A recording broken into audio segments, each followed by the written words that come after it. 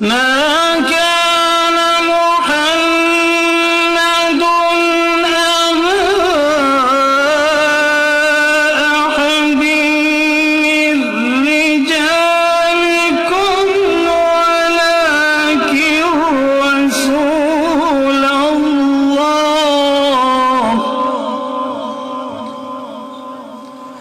ولكن رسول الله وخاتم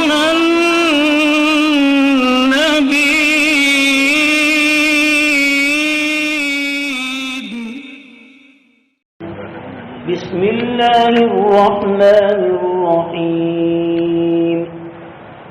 ولسليمان الريح غدوها شهر ورواحها شهر وأسلنا له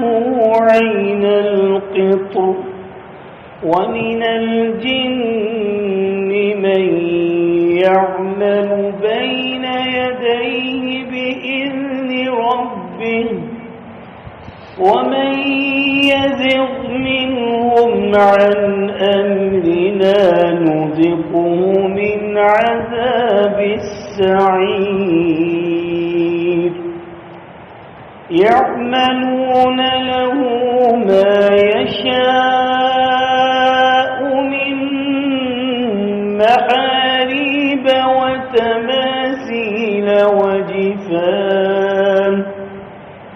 وتماثيل وجفان كالجواب وقدور الراسيات.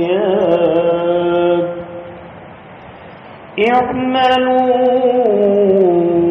آل داود شكرا وقليل من عبادي الشكور. صدق اللہ العظیم. شروع کرتا ہوں اللہ رب العزت کے بابرکت نام سے جو بڑا ہی مہربان اور نہایت ہی رحم کرنے والا ہے. ارشاد باری تعالی ہے جس کا معنی و مفہوم ہے وَلِسُلَيْمَانَ الرِّيحَ غُدُوُّهَا شَهْرٌ، اور سلیمان علیہ السلام کے لیے ریح ہوا کو ہم نے مسخر کر دیا. غُدُوُّهَا شَهْرٌ، صبح کا وقت 1 مہینے کی مسافت کا وہ طے کرتی تھی جو حضرت سلیمان علیہ السلام کے لشکر کو اور تخت کو اڑا کر وہ صبح سے شام تک 1 مہینے کا سفر طے کر لیتی تھی. 1 مہینے کا سفر جو گھوڑے اور تیز رفتار اس وقت کی جو سواریاں تھیں جو 1 مہینے کا سفر طے کرتی تھی، سلیمان علیہ السلام کا جو تخت تھا وہ اتنا تیزی کے ساتھ ہوا پہ چلتا تھا کہ صبح سے شام تک وہ 1 مہینے کی مسافت طے کر لیتا تھا. وَرَوَاحُهَا شَهْرٌ، اور اسی طرح رات شام سے صبح تک پھر 1 مہینے کی مسافت وہ طے کرتا تھا. یعنی صبح و شام سلیمان علیہ السلام کا تخت جس کو اللہ پاک نے ہوا کے دوش پر حضرت سلیمان علیہ السلام کے لیے مسخر کیا تھا، وہ ہوا کے دوش پر چلتے ہوئے صبح سے شام تک 2 مہینے کی مسافت طے کر لیتا تھا. وَأَصَلْنَا لَهُ عَيْنَ الْقِطْرِ، اور ہم نے چشمہ بہا دیا. سیل کہتے ہیں نا، سیلان اردو کا لفظ ہے، اکثر کہتے ہیں یہ سیلانی ہے، یہاں پانی چل رہا ہے، اس کو سیل کہتے ہیں. یہ سیل ارم ہے، سیل پناہ ہے جو عرب میں خاص طور پہ نام آپ نے سنے ہوں گے. تو چلنے والی جگہ، بہنے والی پانی کی جگہ، تو سیلان کہتے ہیں بہنے کو. اور ہم نے وہ اصلنا چلا دیا، بہا دیا، لہو حضرت سلیمان علیہ السلام کے لیے عین القطر، تانبے کا چشمہ. 2 چیزوں کا ذکر ہوا ہے. سیدنا داؤد علیہ السلام کے 20 بیٹے تھے، اور یہ 19 بیٹے تھے. کتنے بیٹے تھے؟ 19 بیٹے تھے. اور یہ سب سے چھوٹے بیٹے تھے سلیمان علیہ السلام. وراثت کہاں سے چلی؟ حضرت داؤد علیہ السلام سے. اللہ تعالیٰ نے حضرت داؤد علیہ السلام پر اپنا فضل پہلے کیا، وَلَقَدْ آتَيْنَا دَاوُودَ مِنَّا فَضْلًا، کہ حضرت داؤد علیہ السلام پر اللہ تعالیٰ نے زمین و آسمان بر و بحر کی حکومت کو اللہ تعالیٰ نے عطا کیا، کہ حتیٰ کہ پہاڑ حضرت داؤد علیہ السلام کی تلاوت کو سن کے تلاوت کرتے تھے، یعنی شروع ہو جاتے تھے۔ اب وہ کس آواز سے شروع ہو جاتے تھے، ان کو کیسے زبان دی؟ اس لوتھڑے کو اللہ نے زبان عطا یعنی بولنے کی طاقت عطا کی ہے، ورنہ کئی بولنے والی یہ لوتھڑے ہوتے بھی ہیں لیکن بول نہیں سکتے، کئی آنکھیں ہوتی بھی ہیں لیکن دیکھ نہیں سکتی، تو معلوم ہوا دیکھنے کی طاقت اللہ نے رکھی ہے، بولنے کی طاقت اللہ نے رکھی ہے، ورنہ یہی لوتھڑا جو ہے ٹھیک بھی ہونے کے باوجود رک جائے تو کوئی اس کو بلوا نہیں سکتا، اور یہ آنکھیں دیکھنے کی بجائے اگر اندھی ہو جائیں، اللہ نہ کرے ہم سب کو اللہ تعالیٰ بینائی ہمیشہ کی عطا رکھے، بینائی ظاہری بھی عطا رکھے اور باطنی بھی عطا کرے، تو پھر اس کے بعد یہ دیکھ نہیں سکتی۔ تو ایسے ہی اللہ تعالیٰ نے زمین و آسمان کی بھی ایک زبان رکھی ہے، ہر شے، وَإِن مِّن شَيْءٍ إِلَّا يُسَبِّحُ بِحَمْدِهِ وَلَٰكِن لَّا تَفْقَهُونَ تَسْبِيحَهُ، کہ تمہیں کیا معلوم کہ وہ تسبیح جو ہر شے اللہ کی کرتی ہے اس کا آپ کو ادراک نہیں، اور ہم اس کو نہیں جانتے، وہ اللہ کی تسبیح میں لگے ہوئے ہیں، اور ہر شے اللہ کی تسبیح کرتی ہے، ایک انسان غافل ہو چکا ہے۔ تو پھر یہ بات اس لیے سمجھانے کے لیے کوئی مشکل نہیں ہے کہ پہاڑ کیسے تلاوت کرتے تھے، بس وہ اللہ کا حکم تھا، کیسی آواز نکالتے تھے، اللہ ہی ان کو طاقت گویائی کی عطا کر دیتا تھا۔ ایسے ہی شجر و حجر، پرند اور چرند حضرت داؤد علیہ السلام کی تلاوت کو سن کر تلاوت کرتے تھے، اور یہ حال اللہ تعالیٰ قرآن کے اندر بتا رہا ہے کہ یا جبال اوبی معہ والطیر، اوبی تسبیح کر اے پہاڑ جیسے کہ تسبیح کرتا ہے حضرت داؤد، اور اے پرندو تم بھی، اور ایسے ہی وعلمنا لہ الحدید، حضرت داؤد علیہ السلام کے ہاتھ پر اللہ تعالیٰ نے لوہے کو کیا کر دیا تھا، لیزن کر دیا تھا، نرم کر دیا تھا۔ حضرت داؤد علیہ السلام لوہے کو ہاتھ لگاتے تھے تو نرم ہو جاتا تھا۔ نبی کریم صلی اللہ علیہ وسلم کی حدیث مبارک ہے کہ اللہ تعالیٰ نے زمین پر سب سے بڑی اور سخت چیز کیا پیدا کی ہے، پہاڑ، کیا پیدا کی ہے، پہاڑ، اور پھر وہ انزلنا الحدید، اور دوسرے نمبر پر اللہ تعالیٰ نے پھر جب رسول اللہ صلی اللہ علیہ وسلم نے صحابہ سے پوچھا یا رسول اللہ صلی اللہ علیہ وسلم، یا آپ صلی اللہ علیہ وسلم نے صحابہ سے کہا بتاؤ اللہ کی اس زمین پر پہاڑوں سے سخت کیا ہے، پہاڑوں سے طاقتور کیا ہے، پہاڑوں سے مضبوط چیز کیا ہے؟ تو اللہ تعالیٰ کے پاک پیغمبر نے فرمایا وَأَنزَلْنَا الْحَدِيدَ، کہ اللہ تعالیٰ نے آسمان سے لوہے کو اتارا، یہ آسمان سے نازل شدہ چیز ہے، اور ایسے ہی اللہ تعالیٰ نے پانی کو بھی آسمان سے اتارا، زمین پہ پانی نہیں تھا، ایسے ہی اللہ تعالیٰ نے ہوا کو بھی اپنے حکم سے زمین کی چادر بنا کر چڑھایا۔ یہ تو حضور نے بتایا کہ یہ حدیث پہلے سن لیں پھر آپ کو سمجھ آئے گی کہ آج کی سائنس اور تحقیق کیا کہتی ہے، اور میرے محبوب محمد مصطفیٰ صلی اللہ علیہ وسلم پر اترا ہوا قرآن کیا کہتا ہے۔ یہ سائنس کو آج بتانے والے، ٹیکنالوجی کو آج ظاہر کرنے والی ہے، جو جہاز اڑاتے ہیں پٹرول اور اسٹیم پر اڑاتے ہیں، جو اصل میں وہ بھی ہوا ہے، ہوا کا پریشر ہے جس سے جہاز اڑتا ہے، ٹھیک ہے۔ اور میرے اللہ نے ہوا کو حضرت سلیمان علیہ السلام کے ہاتھوں مسخر کر کے اس کو ایسے بڑے تخت کے ساتھ اڑایا کہ جس تخت کے اوپر 1,00,000 کرسیاں بچھائی جاتی تھیں، 1,00,000 افراد اس پر بیٹھتے تھے، اور اس پر ہر قسم کا جوڑا جانوروں کا جو ان کے سردار تھے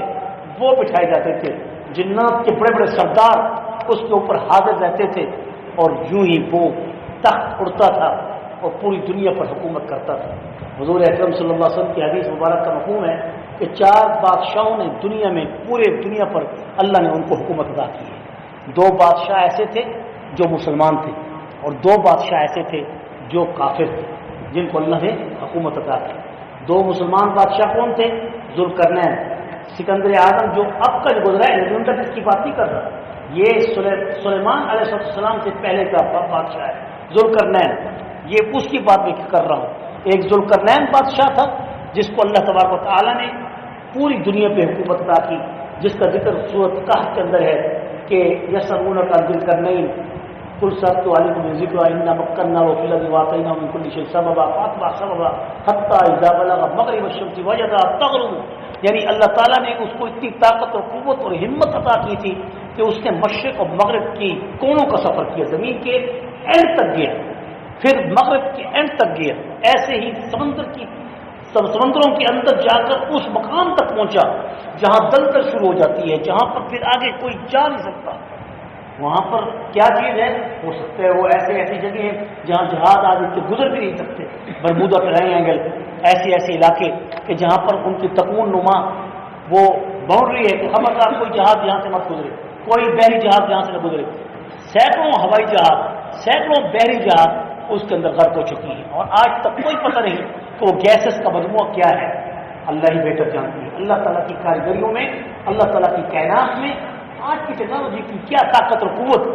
یا معشر الجن والانس ان استطعتم، یہ تو آسمان کے کناروں تک نہیں پہنچ سکتے، یہ زمین کے کناروں کو ابھی تک نہیں پا سکے۔ بہت سے ایسے خشکی کے علاقے اور تری کے علاقے ہیں جہاں پر ان کی رڈار کام نہیں کرتے، ان کی طاقت و قوت اور ان کی سوچ نہیں جا سکتی، تو پھر یہ اللہ کی طاقت کا مقابلہ کرتے ہیں۔ طاقتور ذات کس کی ہے؟ کہو اللہ۔ تو اب یہ بتایا جا رہا ہے کہ حضرت سلیمان علیہ السلام کا حضرت داؤد علیہ السلام سے اللہ تعالیٰ نے وراثت حضرت سلیمان تک پہنچائی۔ حضرت سلیمان علیہ السلام سے پہلے حضرت داؤد کو یہ ساری طاقت اور قوت اور یہ تسخیر کائنات خلائق کی اللہ تعالیٰ نے عطا کی تھی، جس میں ایک خاص صورت یہ بتائی جا رہی ہے، دوسری صورت یہ بتائی جا رہی ہے کہ حضرت داؤد علیہ السلام کے ہاتھوں اللہ تعالیٰ نے لوہے کو موم کر دیا تھا۔ میں ابھی حدیث پڑھ رہا تھا کہ حضور اکرم صلی اللہ علیہ وسلم نے پوچھا کہ پہاڑوں سے زیادہ سخت کیا ہے؟ تو صحابہ نے پوچھا یا رسول اللہ، لوہا، کہا کہ لوہا انزل الحدید، کہ اللہ تعالیٰ نے اس کو آسمان سے اتارا ہے، جیسے پانی کو اور ایسے ہوا کو، اور اللہ تعالیٰ نے جیسے پانی کو پہلے عرش پانی پر تھا اور زمین پر اس پانی کو اتارا۔ یہ ایک سائنس مانے نہ مانے ہمارے محبوب کی ساری باتیں سچی ہیں، اور تحقیق کی ضرورت ہی نہیں ہے کہ میرے محبوب کو اللہ نے براہ راست اپنا علم عطا کیا ہے، تو ہمیں اس کے لیے دلیل کی اور ثبوت کی ضرورت بھی نہیں ہے۔ تو یہاں پر یہ ثابت ہو گیا کہ زمین کے ارد گرد 500 میل تک، کتنے میل تک؟ 500 میل تک ہوا کا غبارہ ہے، جس کو ہم پہلے کہتے تھے ہوا۔ یونان قدیم جو کہ پہلے والی سائنس جو گزری ہے، اس نے ہوا کو بسیط قرار دیا ہے، یعنی کہ وہ ایک مفرد چیز تھی، ایک ہی چیز تھی۔ لیکن آج کی سائنس یہ ثابت کرتی ہے کہ ہوا صرف ایک چیز کا نام نہیں ہے بلکہ 3 چیزوں کا نام ہے۔ ہوا صرف ایک چیز کا نام نہیں ہے بلکہ 3 چیزوں کا نام ہے، hydrogen, nitrogen, oxygen. Hydrogen, nitrogen, oxygen, یہ 3 چیزوں کا نام ہے۔ آکسیجن جو انسان کی بقا ہے، اور پانی دنیا کی بقا ہے، زمین کی بقا۔ اللہ تعالیٰ نے 2 صفتیں ایسی پیدا کی ہیں جو اللہ کی خاص صفات کہلاتی ہیں، اور اس پر اللہ کا عرش تھا، ایک پانی اور دوسری ہوا۔ اللہ تعالیٰ نے انسان کی بقا ہوا پر کی ہے کہ اگر 5 منٹ بھی کسی کی آکسیجن روک دی جائے تو وہ مر جاتا ہے، اور پانی اگر 2-4 دن تک بھی نہ پیے تو پھر بھی انسان زندہ رہ سکتا ہے۔ لیکن پانی کی بقا سے کائنات کی بقا ہے، زمین کی بقا ہے، نباتات کی بقا ہے، اس کے اوپر رہنے والی مخلوق کی بقا ہے، اور اسی طرح انسان کی بقا کے لیے اللہ تعالیٰ نے آکسیجن رکھا ہے، اور آکسیجن ہوا ہے، اور ہوا کیا ہے؟ وہ ایک پھونکا ہے جو روح کی شکل میں ہمارے اندر چل رہا ہے، اور وہ پھونکا جب نکلتا ہے تو انسان کیا ہو جاتا ہے؟ ختم ہو جاتا ہے۔ یہ ساری باتیں میں آپ کو تفصیل سے اس لیے بیان کر رہا ہوں کہ ہمیں بھی پتہ ہونا چاہیے کہ دنیا کے اندر سائنس جو ہمیں بتاتی ہے اور اندھا کرتی ہے اپنے پیچھے، ہمارے محبوب محمد مصطفیٰ صلی اللہ علیہ وسلم نے ہمیں کیا کچھ بتایا ہے۔ یہ حدیث کا مفہوم بیان کر رہا ہوں جو آپ کے سامنے پیش کر رہا ہوں۔ اگر یہ ہوا کا دوش نہ ہوتا، زمین کے ارد گرد یہ خلاف ہوا کا یا اوزون کا وغیرہ کا نہ ہوتا، تو شہاب ثاقب جو ٹوٹتے ہیں وہ زمین کو تہبالہ کر دیتے، زمین پھٹ جاتی۔ اب کوئی بھی شہاب ثاقب کا ٹکڑا جب وہ آتا ہے تو زمین کے قریب آنے سے پہلے ختم ہو جاتا ہے، ہوا اس کو دھکیل دیتی ہے، ہوا کے تھپیڑے اس کو کیا کر دیتی ہے؟ دھکیل دیتی ہے، اس کو زمین کے قریب بھی نہیں آنے دیتے۔ اللہ نے زمین کا انتخاب اس لیے انسانوں کے لیے کیا، ورنہ زمین و آسمان میں کئی ایسے پیارے پھٹ رہی ہیں، ٹکرا رہی ہوتی ہیں، اللہ تعالیٰ نے آج تک اس کے کوئی اثرات اس کے ٹکڑے زمین پر آنے سے محفوظ کیے ہوئے ہیں جب تک قیامت نہیں آئے گی۔ ایسے ہی یہ حال ہی میں یہ واقعہ میں پہلے بھی بیان کیا ہے کہ امریکہ کے اندر ایک شہاب ثاقب پر ٹکڑا گرا اور اللہ تعالیٰ نے گرایا بھی ان کی زمین پر تاکہ ان کو پتہ چلے کہ تم ٹیکنالوجی بنانے والے ہو اور اس بلبوتے پہ رہ رہے ہو، ذرا دیکھو یہ کیا چیز ہے۔ ایک ہی ٹکڑا آیا اور 500 بندوں کو اس نے خاکستر کر کے رکھا۔ یہ تو سائنس کہہ رہی ہے، آج سائنس اس بات کو تسلیم کرتی ہے کہ زمین کے ارد گرد 500 میل تک ہوا کا گولا ہے، اور یہ ہم آکسیجن کے سمندر میں غرق ہیں، جیسے پانی کے اندر مچھلی غرق ہوتی ہے اور پانی مچھلی سے باہر نکلے تو مر جاتی ہے، کیوں؟ اس لیے کہ پانی کے بغیر تیر نہیں سکتی۔ ایسی انسان اس آکسیجن کے سمندر میں تیر رہا ہے، چل رہا ہے، گر رہا ہے، اگر یہ آکسیجن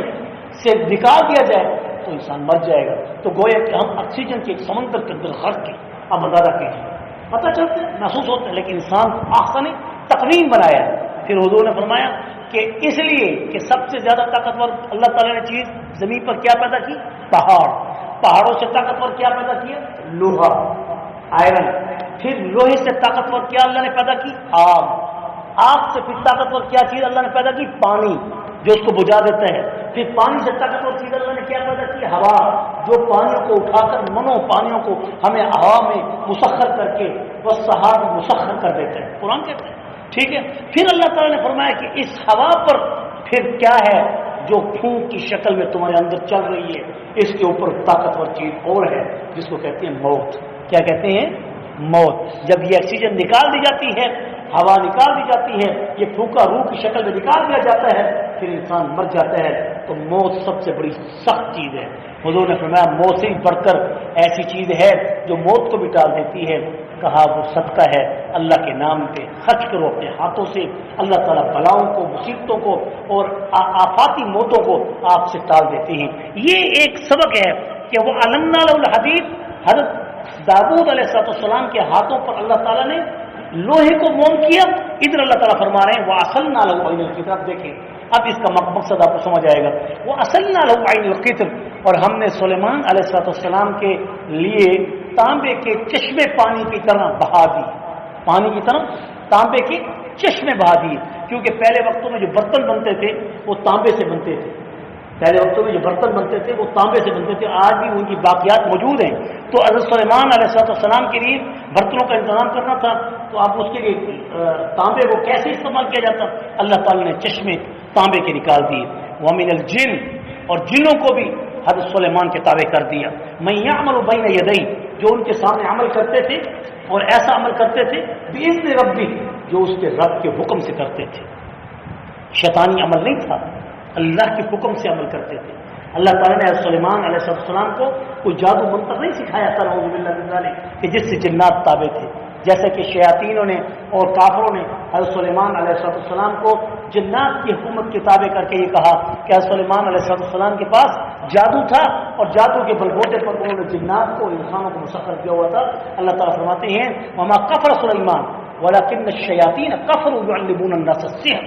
کہ اللہ تعالیٰ نے سلیمان علیہ السلام کو کوئی سحر نہیں سکھایا تھا اور نہ ان کے اوپر کوئی سحر اترا تھا، نہ انہوں نے کوئی سحر حاصل کیا تھا، نہ انہوں نے کوئی کفر کیا تھا، نہ انہوں نے کوئی شرک کیا تھا۔ یہ خالص طاقت اللہ تعالیٰ نے سلیمان کو اپنی قوت سے عطا کی تھی بِإِذْنِ رَبِّهِ، اس کے رب کے حکم سے اللہ تعالیٰ نے جنات کو سلیمان علیہ السلام کا تابع کیا تھا۔ اس سے ایک بات اور نکل آئی کہ اگر کوئی شخص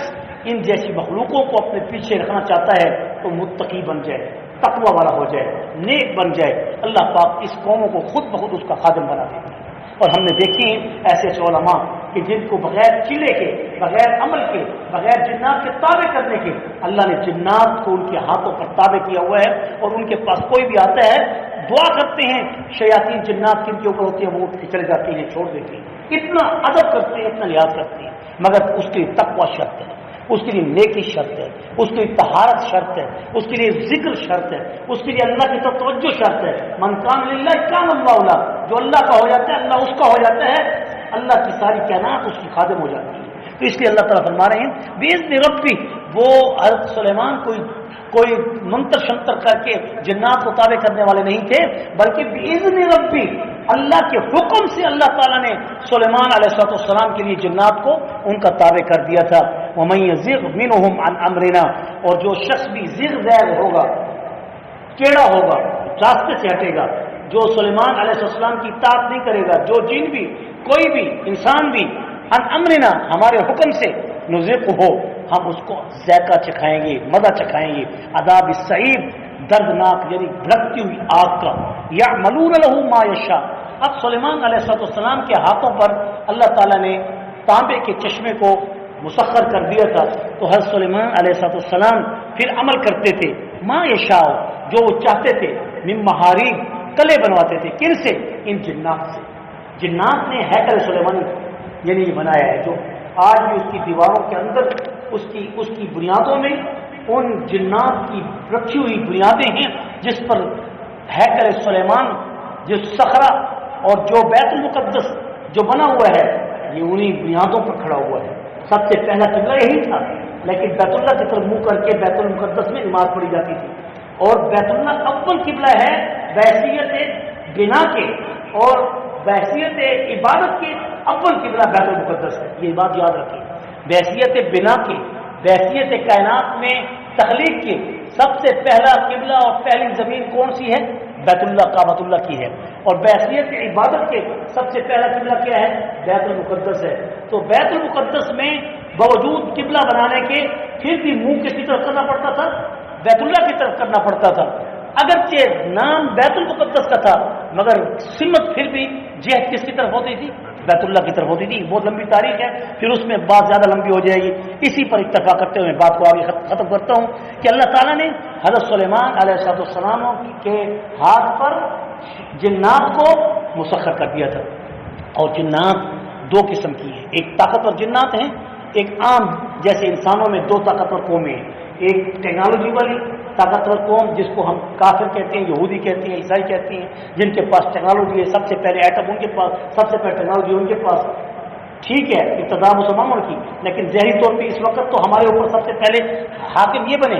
جو ہمارے اپنے کرتوتوں کی وجہ سے وہ ہم پہ آ گئے تو مقصد کہنے کا یہ کہ اللہ تعالیٰ نے دنیا کے اندر آزمائش رکھی ہے ایسی ہی کافر جنات طاقتور ہیں مسلمان جنات طاقتور نہیں ہیں یہی وجہ تھی کہ اللہ تعالیٰ نے کافر جنات کو سلیمان علیہ السلام کے ہاتھوں پر مسخر کر دیا تھا قرآن کہتا ہے وہ شیاطین کل بناء و غواص جو زمین کے اندر غوطے لگانے والے سمندروں کی تہ میں موتی نکالنے والے جو جنات ہیں وہ مخصوص ہیں جو بڑے بڑے پہاڑ اٹھا کے رکھنے والے ہیں وہ مخصوص ہے آج بھی جا کر آپ مصر کے اندر یا بیت المقدس میں ان دیواروں کو دیکھیں تو حیران ہو جاتے ہیں کہ وہ کیسے رکھے گئے بڑے بڑے پتھر اور ستون وہ اللہ تعالیٰ خود قرآن میں فرما رہا ہے یعملون له ما یشاء کہ اللہ تعالیٰ نے حضرت سلیمان کو جنات حضرت سلیمان کے ہاتھ پہ مسخر کر دیے اور حضرت سلیمان جیسے چاہتے تھے ان سے کام لیتے تھے اب اس کا ایک واقعہ آگے آ رہا ہے کہ بیت المقدس کی تعمیر کیسے ہوئی اور حضرت سلیمان علیہ السلام کی وفات کیسے ہوئی اس دنیا سے آپ نے ریلت کیسے کی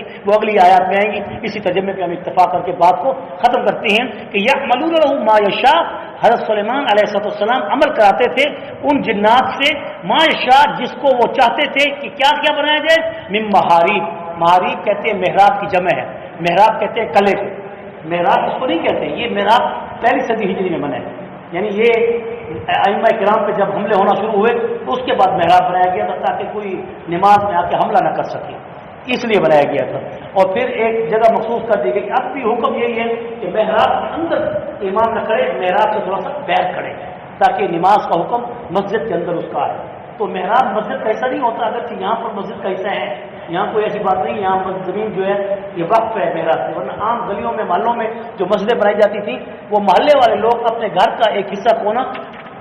دے دیتے تھے اور کہتے تھے کہ یہ صرف اور صرف نماز کی خاطر ہے وہ مسجد کی ملکیت نہیں ہوتا تھا مسجد کی ملکیت میں جب تک محراب نہیں ہوگا اس وقت تک معتکف وہاں پر نہیں جا سکتا معتکف اگر وہاں جائے گا اور تھوڑی دیر بھی ٹھہرے گا تو اس کا اعتکاف ٹوٹ جائے گا اس وقت میں جب کہ محراب ملکیت مسجد میں نہ ہو محراب کی زمین ڈیفینس میں مسجد کی ملکیت ہے اس لیے یہاں پر جانے میں معتکف کے اعتکاف کے ٹوٹنے کا خطرہ نہیں ہوتا بہرحال مختصر محراب اب کی یہ بنائی ہوئی چیز ہے اور اصل میں محراب محاریب جو ہے یہ محراب کی جمع ہے محراب عربی میں کہتے ہیں کلے کو کس کو کہتے ہیں کلے کو بڑے بڑے کلے جو بناتے تھے یہ جنات بناتے تھے سلیمان علیہ السلام ان کی ڈیوٹی لگاتے تھے اور بڑے بڑے کلے بناتے تھے بڑے بڑے جو ہیکل پتھروں کو رکھ کر وہ کلے بناتے تھے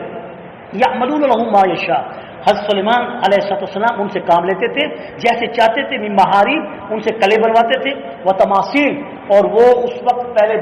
جو مجسمے جو ہوتے تھے بڑے بڑے جو ہیکل اس وقت یہ حرام نہیں تھے. امت محمد صلی اللہ علیہ وسلم پر ان کی حرمت آئی ہے، اس سے پہلے حرام نہیں تھے. وہ بڑے بڑے بت بناتے تھے، بڑے بڑے جو ہیکل جسم بناتے تھے جانوروں کے، انسانوں کے، پیغمبروں کے، اولیاء کرام کے، تاکہ لوگ ان کو دیکھ کر ان کی یاد تازہ کریں. لیکن اس سے یہ مراد یہ اب نہیں، کیونکہ اللہ کے پاک پیغمبر صلی اللہ علیہ وسلم پر تصویر کشی کو حرام کر دیا گیا ہے. اس کی مزید تفصیل انشاءاللہ کل کے درس میں آئے گی. میں لفظی ترجمہ یہاں پر پورا کر کے بات ختم کرتا ہوں. وظیفان ان کا جواب، اور ایسے ہی بڑے بڑے یعنی پیالے بناتے تھے جس میں کتنے کتنے 100 لیٹر، ہزاروں لیٹر اس کے اندر دودھ پانی آ جاتا تھا، اور وہ ایسے ہوتے تھے جیسے کل جواب، جیسے کیا ہوں، جیسے کہ کنویں ہوں، یعنی بڑے بڑے ایسے بڑے بڑے وہ کل جواب پیالے بناتے تھے. وہ قدور الراسیات، اور بڑی بڑی ہانیاں دیگیں بناتے تھے. قدور کہتے ہیں ہانیوں کو، اور راسیات جو زمین پر جمی ہوتی تھیں، اور ایک ایک ہانڈی کے اندر کتنے کتنے ہزار لوگوں کا کھانا تیار ہوتا تھا. یعنی اتنی بڑی بڑی ہانیاں آج بھی ان واقعات کو مدائن کے اندر دیکھا جا سکتا ہے. بہرحال اعملوا آل داؤد شکرا، اللہ تعالیٰ نے حکم کیا کہ اے داؤد علیہ السلام کی اولاد، اللہ کا شکر ادا کرو، عمل کرو اللہ کے شکر کے ساتھ، کیونکہ وقلیل من عبادی الشکور، کیونکہ بہت کم لوگ ایسے ہیں کہ جو اللہ کا شکر ادا کرتے ہیں میرے بندوں میں. مزید اس کی تفصیل انشاءاللہ کل کے درس میں ہوگی. وآخر دعوانا الحمد للہ رب العالمین والعاقبۃ للمتقین والصلاة والسلام على سید الانبیاء والمرسلین. ربنا آتنا في الدنيا حسنة وفي الآخرة حسنة وقنا عذاب النار. وصلى الله تعالى على خير خلقه محمد وآله وأصحابه أجمعين برحمتك يا